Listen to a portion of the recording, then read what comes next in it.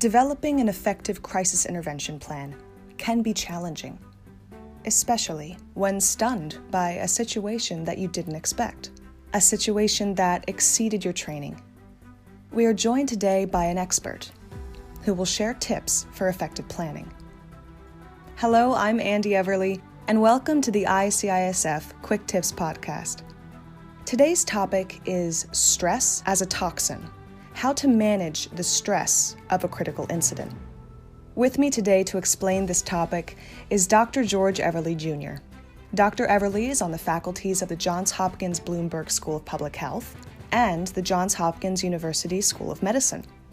He's also co-founder of the International Critical Incident Stress Foundation. Welcome, Dr. Everly. Thank you for joining me. Well, thank you so much for the invitation.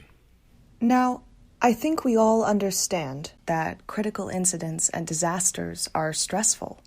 But where did this idea of stress as a toxin come from? Well, from exactly the point you just made. Traumas, critical incidents, disasters are all situations that create stress. When responding to incidents such as that, we often get lost in the details. We can get caught up in the trees and we forget we're in a forest. So it can be good to step back and view any critical incident from the 30,000-foot view. Simply said, critical incidents, regardless of their causes, are all stressful. So perhaps using a simple metaphor like stress is a toxin reminds us that our interventions, first and foremost, must be antidotes.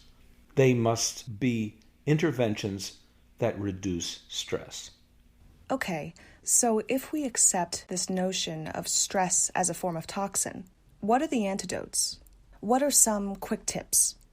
Well, here are some universal quick tips on formulating an intervention plan, regardless of the type of the incident. And again, let's just keep in mind, our goal is to mitigate acute distress. That's what all interventions share. So to do that, let's use the KISS principle when planning. But it's not the KISS principle you're familiar with. This is the CISS principle. C stands for calm. Calm is an antidote for panic.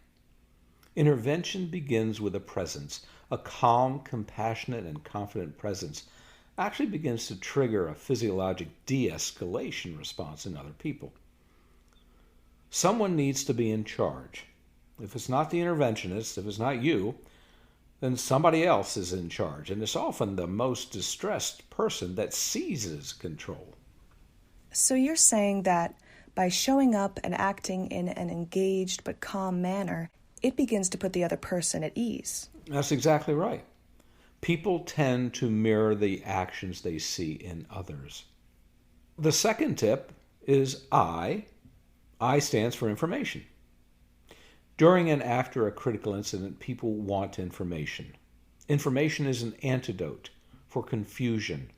Information reduces anxiety.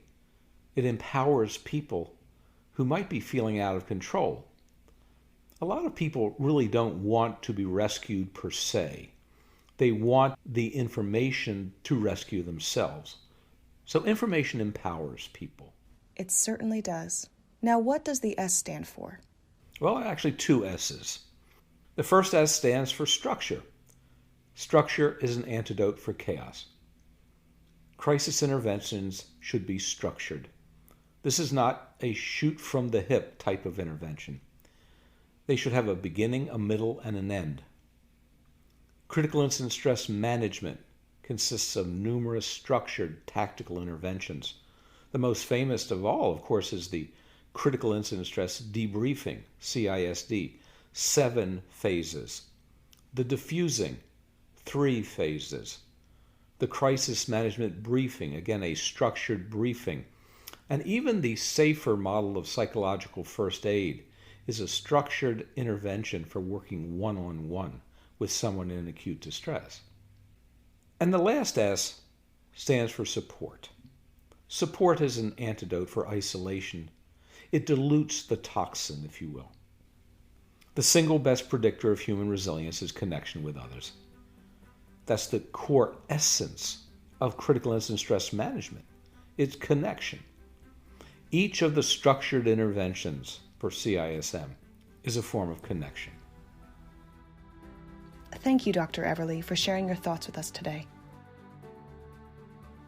Historians talk about the fog of war, a haze of uncertainty in a critical time.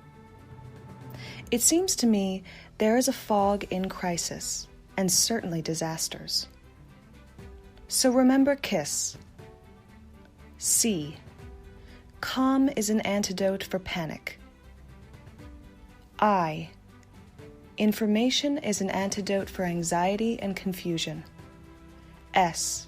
Structure is an antidote for chaos. S.